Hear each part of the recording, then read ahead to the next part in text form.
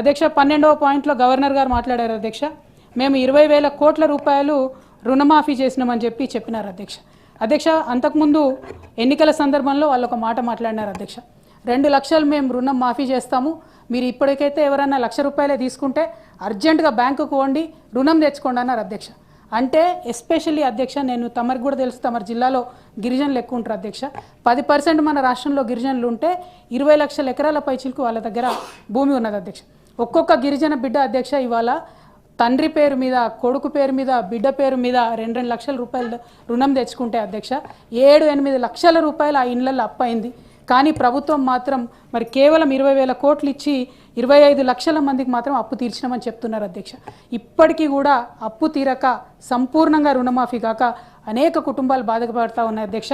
మరి ఆ సందర్భాన్ని దాన్ని ఎగ్జాక్ట్లీ అది చెప్పకుండా అసలు ఎస్టిమేషన్ ఒక 50,000 కోట్ల రూపాయలు అయితేనే 2 లక్షల రుణమాఫీ అవుతుంది అధ్యక్ష.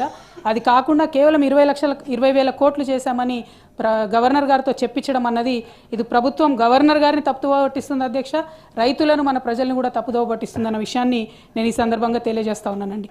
అదేవిధంగా 500 రూపాయల బోనస్ ఇచ్చినామని చెప్తా ఉన్నారు అధ్యక్ష. ఇది మాత్రం నేను కొద్దిగా అన్పార్లమెంటరీ అయినా బోగస్ అనే పదాన్ని వాడాల్సి వస్తుంది అధ్యక్ష. ఎందుకంటే ఇది గుండెల్లోంచి వచ్చేటటువంటి బాధ అధ్యక్ష. ప్రతి రైతు ఎక్కడికి పోయినా మీరు మాట్లాడండి ఈ విషయం మాకు బోనస్ రాలేదని చెప్తున్నటువంటి పరిస్థితి ఉంది అధ్యక్ష. దీన్ని 16వ పాయింట్ కింద గవర్నర్ ప్రసంగంలో పెట్టినారు. ఇది చాలా దారుణం అని చెప్పి నేను తెలియజేస్తా ఉన్నాను అధ్యక్ష. అదేవిధంగా 18వ పాయింట్లో అధ్యక్ష, నిరంతర వ్యూహాత్మక ప్రయత్నాల ద్వారా నా ప్రభుత్వం కృష్ణానది జలాలలో తెలంగాణ యొక్క న్యాయబద్ధమైన వాటాను పరిరక్షించుకోవడానికి కేఆర్ఎంబీతోని ఫైట్ చేసినామని చెప్తా ఉన్నారు అధ్యక్ష. మరి నిజంగా అది నిజమే అయితే ఇప్పటి వరకు నాగార్జున సాగర్ ఎందుకు ఇంకా తెలంగాణ గవర్నమెంట్ అండర్లో రాలేదు అనే ప్రశ్న ప్రతి ఒక్క హృదయంలో వస్తూ ఉంది అధ్యక్ష. అటుపక్క లెఫ్ట్ బ్యాంక్ కెనాల్ నుంచి వాళ్ళు వరుసపెట్టి నీళ్లు తీసుకుపోతుంటే కనీసం మన ఇంజనీర్లు అటుపక్క పోయి కొలత తీసుకోలేనటువంటి పరిస్థితిలో ఉంటే మరి ఎందుకు నాగార్జున సాగర్ని స్వాధీనం చేసుకోలేకపోతున్నారో ప్రభుత్వం ఆన్సర్ చేయాల్సినటువంటి అవసరం ఉందని చెప్పి తెలియజేస్తా ఉన్నాను అధ్యక్ష. అదేవిధంగా అధ్యక్ష 21వ పాయింట్లో మహాలక్ష్మి పథకం ఒక గేమ్ చేంజర్గా ఉందని చెప్తా ఉన్నారు అధ్యక్ష. మహాలక్ష్మి అనేది ఒక 4-5 పథకాల సమాహారంగా వాళ్ళు చెప్పినారు అధ్యక్ష. ఇక్కడ చెప్పడం ఏంటంటే మహాలక్ష్మిని మేము చేసేసినామని చెప్తున్నారు, కానీ చేయలేదు అధ్యక్ష. అది పాక్షికంగానే వారు సత్యం చెప్తా ఉన్నారు. అసత్యానికన్నా నిజానికి అర్ధసత్యం చాలా డేంజరస్గా ఉంటుంది అధ్యక్ష. ప్రభుత్వం అర్ధసత్యం చెప్తుంది, ప్రజలకు నిజం చెప్తలేదు. కాబట్టి తక్షణమే మహిళలకు అనౌన్స్ చేసినటువంటి 2,500 రూపాయలు, అదేవిధంగా కళ్యాణ్ లక్ష్మితో పాటు తులం బంగారం వెంటనే రిలీజ్ చేయాలి, ఈ బడ్జెట్లో పెట్టాలని చెప్పి నేను డిమాండ్ చేస్తూ ఉన్నాను అధ్యక్ష. 24వ పాయింట్లో మహిళలకు గ్యాస్ సబ్సిడీ ఇచ్చినామని చెప్తా ఉన్నారు అధ్యక్ష. చాలామంది మహిళలతో ప్రత్యక్షంగా ఇంటరాక్ట్ అయిన తర్వాత నేను చెప్తున్నాను అధ్యక్ష, 500 ఇండ్లకు ఒక ఇంటికి కూడా ఆ పథకం సరిగ్గా అందుతలేదు అధ్యక్ష. ఆ పథకాన్ని దయచేసి రివ్యూ చేసుకొని పారదర్శకంగా అమలు చేయవలసిందిగా నేను ప్రభుత్వాన్ని కోరుతా ఉన్నాను అధ్యక్ష. అట్లానే 35వ పాయింట్లో అధ్యక్ష, మేము ఆరోగ్యశ్రీని 5 లక్షల నుంచి 10 లక్షల వరకు పెంచినామని చెప్తా ఉన్నారు అధ్యక్ష. కేసీఆర్ గారు కూడా ఆనాడు వైఎస్ రాజశేఖర రెడ్డి గారి పథకం వారు 2 లక్షల రూపాయలు పెడితే దాన్ని పెంచి 5 లక్షలకు తీసుకొచ్చినాం అధ్యక్ష. కానీ దాంతోపాటు ప్రభుత్వ హాస్పిటళ్లను మంచిగా చేసేటటువంటి ప్రయత్నం మేము చాలా తీవ్రంగా చేసినాం అధ్యక్ష. దాంతోపాటు ప్రతి జిల్లాలో ఒక మెడికల్ కాలేజ్ పెట్టి అద్భుతమైనటువంటి మల్టీ స్పెషాలిటీ హాస్పిటల్ ప్రతి జిల్లాలో ఇవ్వడం జరిగింది అధ్యక్ష. ఇవాళ ఆ ప్రయత్నం మానేసి ఇంకొక 163 మెడికల్ ప్రొసీజర్లు కూడా ఆరోగ్యశ్రీలో చేర్చి ప్రైవేట్కు ఆ డబ్బును మళ్ళిస్తున్నారు, కానీ ప్రభుత్వ రంగ హాస్పిటల్ను పట్టించుకుంటలేరు అధ్యక్ష. ఇవాళ ప్రభుత్వ ఆసుపత్రికి పోతే ఒకసారి చూస్తే అధ్యక్ష సూది లేదు దూది లేదు అన్నట్టు ఉన్నది అధ్యక్ష, మందులైతే లేనేలేవు అధ్యక్ష. దీని మీద దయచేసి కొద్దిగా ఆలోచన చేయాలి అధ్యక్ష. ఒక మహిళగా నేను కోరేది ఏంటంటే ప్రభుత్వ హాస్పిటల్లో ప్రసవాలు జరగాలి, దానివల్ల పేదవాళ్ళ ఇంట్లో ₹2 ఆదాయం మిగులుతుంది అనేటటువంటి ఆలోచనతోని అన్ని ప్రొసీజర్స్ కూడా క్రియేట్ చేసి ఇదివరకు పెట్టినాం అధ్యక్ష. దాని మీద దృష్టి దయచేసి ఈ ప్రభుత్వం పెట్టవలసిందిగా రిక్వెస్ట్ చేస్తూ ఉన్నాను. ఎందుకంటే మళ్ళీ ఇప్పుడు ఎక్కడ చూసినా ప్రైవేట్ రంగంలో డెలివరీస్ పెరుగుతున్నటువంటి పరిస్థితి కనబడతా ఉంది అధ్యక్ష. 41వ పాయింట్లో అధ్యక్ష, బీసీల కోసం 42% రిజర్వేషన్ల కోసం మేము ఇక్కడ తీర్మానం పెట్టామని చెప్తా ఉన్నారు అధ్యక్ష. ఇది చాలా సీరియస్ ఇష్యూ అధ్యక్ష.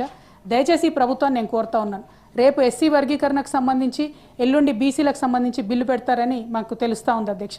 కానీ ఇంతవరకు మరి ఈ 2 రిపోర్ట్లను ప్రభుత్వం ఎందుకు దాచిపెడుతుంది అధ్యక్ష?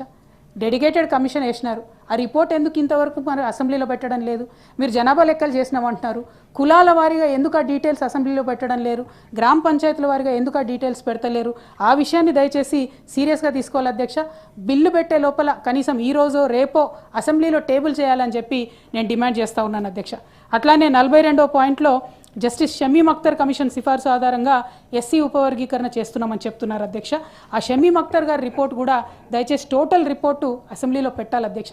ఇక్కడ కూర్చున్న వాళ్ళందరం కూడా అంతో ఇంతో చదువుకున్న వాళ్ళమే, ప్రజా సమస్యల పట్ల అవగాహన ఉన్న వాళ్ళమే అధ్యక్ష. ఆ రిపోర్టు సంపూర్ణంగా చదివితే ఇంకా సాధికారికంగా సూచనలు చేసేటటువంటి అవకాశం ఉంటుంది కాబట్టి వాటిని పెట్టమని చెప్పి మేము డిమాండ్ చేస్తూ ఉన్నాం అధ్యక్ష. 47వ పాయింట్లో దావోస్లో జరిగిన ఆర్థిక ఫోరంలో 49,500 కోట్ల మందికి ఉద్యోగాలు కల్పిస్తూ 1,78,000 కోట్ల పెట్టుబడులు వచ్చాయని చెప్పడం జరిగింది అధ్యక్ష. అయితే అధ్యక్ష, క్రితం సంవత్సరం కూడా 40,000 కోట్ల రూపాయలు పెట్టుబడులు వచ్చినాయని చెప్పినారు అధ్యక్ష. దానికి సంబంధించి ఒక వైట్ పేపర్ ఇవ్వాల్సిందిగా మేము డిమాండ్ చేస్తూ ఉన్నాం అధ్యక్ష. ఎందుకంటే ప్రధాన పత్రికలలో మరి పరిశ్రమలు మనల్ని వదిలిపెట్టి తమిళనాడుకు, గుజరాత్కి, కర్ణాటకకి పోతున్నట్టుగా తెలుస్తూ ఉంది అధ్యక్ష.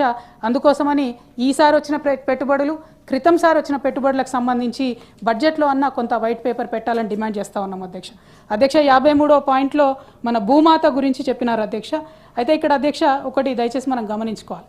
ఇవాళ ఓవరాల్ మార్కెట్ సెంటిమెంట్ చూసినా, రియల్ ఎస్టేట్ చూసినా, రిజిస్ట్రేషన్లో వచ్చేటటువంటి ఆదాయం చూసినా అధ్యక్ష 33% పడిపోయింది. నిజంగానే భూమాత అనేటటువంటిది ఒక రెవల్యూషనరీ స్కీమ్ అయితే, వీఆర్ఎల్ఎన్ మళ్ళా ప్రవేశపెట్టడం ఒక మంచి స్కీమ్ అయితే, ఎందుకు ఇవాళ ప్రజల్లో ఒక అభద్రత ఉందనేటటువంటి అంశం అందరం కూడా దయచేసి ఆలోచన చేసుకోవాలి అధ్యక్ష. అట్లానే ఆనాడు ఏం చెప్పినారు, మీరు ఎల్ఆర్ఎస్ కట్టకండి, బీఆర్ఎస్ పోతుంది, మేము వచ్చినాక ఎల్ఆర్ఎస్ మాఫీ చేస్తామన్నారు. మళ్ళీ ఇప్పుడేమో ఎల్ఆర్ఎస్ కట్టమని చెప్తున్నారు. దానికేమో అత్యవసరగా ఎవరు కూడా రానటువంటి పరిస్థితి ఉన్నది, ఆదాయం 0 అన్నటువంటి పరిస్థితి ఉన్నది. ఒక పక్క ప్రజలకు ఇచ్చిన మాటను తప్పుతూ ఉన్నారు, ప్రభుత్వానికి వచ్చే ఆదాయాన్ని కూడా గండి కొడుతూ మళ్ళీ ఇవాళ ప్రభుత్వ భూములు వేలం వేయాలని చెప్పి ఒక ప్రక్క ప్రయత్నం, ఇంకొక పక్క హైడ్రాతో విధ్వంసం మాత్రం కంటిన్యూస్గా చేస్తూ ఉన్నారు అధ్యక్ష. ఇది కరెక్ట్ కాదు. దీన్ని గవర్నర్ ప్రసంగంలో తమరు పెట్టడం, దాని తర్వాత ప్రభుత్వాన్ని, ప్రజల్ని తప్పుదోర పట్టిస్తున్నారని చెప్పి నేను భావిస్తూ ఉన్నాను అధ్యక్ష. చివరిగా ఇక 60వ పాయింట్లో అధ్యక్ష, జనరల్గా మన శాసన మండలి పేరు ఎవరు ఎత్తారు అధ్యక్ష, శాసనసభ పేరు ఎత్తుతారు. ప్రత్యేకించి గవర్నర్ గారు మాత్రం ఇక్కడ మాట చెప్పినారు అధ్యక్ష. బడ్జెట్ కేవలం అంకెల కూర్పు మాత్రమే కాదు, భవిష్యత్తు కోసం ప్రభుత్వ ప్రాధాన్యతలు, విజన్ల ప్రతిబింబం. మన పాలసీలు, కార్యక్రమాలు, సంక్షేమ చర్యలు తెలియజేసే ఒక ఆర్థికపరమైన నమూనా. అందువల్ల శాసన మండలి సభ్యులు అత్యంత ఆసక్తితో, శ్రద్ధతో బడ్జెట్ చర్చలో తప్పనిసరిగా పాల్గొనాలి అన్నారు అధ్యక్ష. మరి బడ్జెట్ మీద చర్చ ఎన్ని రోజులు పెడుతున్నాం అధ్యక్ష మనం మండలిలో? ఒకరోజు బడ్జెట్ మీద చర్చ, ఒకరోజు మొత్తం పద్దుల మీద చర్చ. ఒకరోజు మొత్తం పద్దుల మీద చర్చ అంటే ఇంతమంది సభ్యులకి అసలు అవకాశం ఎట్లా వస్తుంది అధ్యక్ష? మనిషికి 2 నిమిషాలు కూడా మాట్లాడే ఆస్కారం ఉండదు.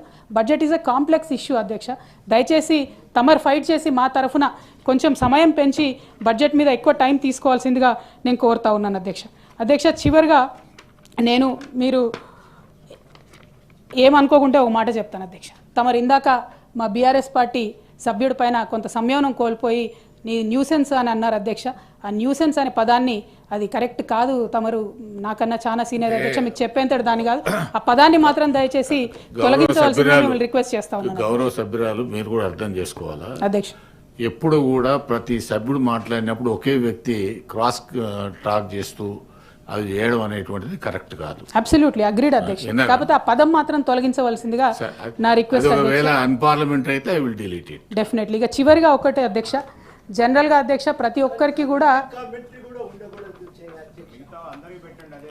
అధ్యక్ష ఫ్రీడమ్ ఆఫ్ స్పీచ్ ఉంటుంది కదా. మీరు అదే మాట్లాడుతున్నారు, మర్యాద ఉండదు, పద్ధతి కాదు అది. నేను వారు మాట్లాడినారు అన్న, తమరు ఆలోచించండి అధ్యక్ష. ఆలోచించి అన్పార్లమెంటరీ అయితే దయచేసి డిలీట్ చేయండి అధ్యక్ష. అట్లానే చివరిగా ఒక విషయం చెప్పి ముగిస్తాను అధ్యక్ష. జనరల్గా జీవితంలో ప్రతి ఒక్కరు మాట్లాడినా అన్పార్లమెంటరీ వర్డ్స్ ఉంటే I will delete it. Absolutely sir, absolutely. గొప్ప గొప్ప కథల్లో మన పాత్ర ఉండదు అధ్యక్ష, అందరికీ కూడా. కానీ ఎవరికి వారు మన కథ గొప్పగా ఉండేలా చూసుకోవాలి అధ్యక్ష. ఈ ప్రభుత్వాన్ని లీడ్ చేస్తున్నటువంటి గౌరవ ముఖ్యమంత్రి గారికి అతి గొప్ప ఉద్యమం అయినటువంటి, ప్రజాస్వామిక ఉద్యమం అయినటువంటి తెలంగాణ ఉద్యమంలో వారి పాత్ర లేదు అధ్యక్ష. కాబట్టే వారు తీసుకునే అనేకమైన నిర్ణయాలు తెలంగాణ ప్రజల పక్షాన ఉంటలేవు, వారి మనోభావాల్ని హర్ట్ చేసే విధంగా ఉన్నాయని చెప్పి నేను భావిస్తూ ఉన్నాను అధ్యక్ష. అందులోనే తెలంగాణ తల్లి కావచ్చు, ఇంకోటి కావచ్చు అనేకమైన అంశాలు వారు తెలంగాణ ప్రజల మనోభావాలు దెబ్బతినే విధంగా వ్యవహరిస్తున్నారని చెప్పి నేను భావిస్తూ ఉన్నాను అధ్యక్ష. ఇక చివరిగా అధ్యక్ష, తెలంగాణ అంటేనే గంగా జమున తహజీబ్ అని చెప్తాం అధ్యక్ష. ఇప్పుడు రంజాన్ మాసం కూడా నడుస్తూ ఉంది అధ్యక్ష. మరి ఇట్లా నడుస్తున్నటువంటి సందర్భంలో కూడా మొన్న వచ్చిన ఎమ్మెల్సీలో కూడా ఒక మైనారిటీకి ప్రాధాన్యత ఇవ్వలేదు, ఇప్పుడున్న మంత్రివర్గంలో కూడా ఒక మైనారిటీ లేరు, ఒక ఎస్టీ లంబాడా లేరు. ఉమ్మడి ఆంధ్రప్రదేశ్ చరిత్రలో కూడా ఏనాడు మంత్రివర్గంలో మైనారిటీ లేకుండా, ఎస్టీ లంబాడాస్ లేకుండా మంత్రివర్గం లేదు అధ్యక్ష. ఇది కేవలం ఈ ప్రభుత్వం చేస్తుంది. అంటే మనం ప్రభుత్వం తరఫున చేసే ప్రతి విషయాన్ని కూడా ప్రజలు సెంటిమెంటల్గా మా వాళ్ళు ఉన్నారా లేదా, మా వాళ్ళకు ప్రాతినిధ్యం ఉన్నారా లేదా అని మైక్రోస్కోప్ పెట్టుకొని చూస్తారు. కాబట్టి తెలంగాణ సమాజం అంటేనే గంగా జమున తహజీబ్ కాబట్టి ఈ మాట చెబుతూ నేను తమ దగ్గర సెలవు తీసుకుంటున్నాను అధ్యక్ష. Thank you. జై తెలంగాణ.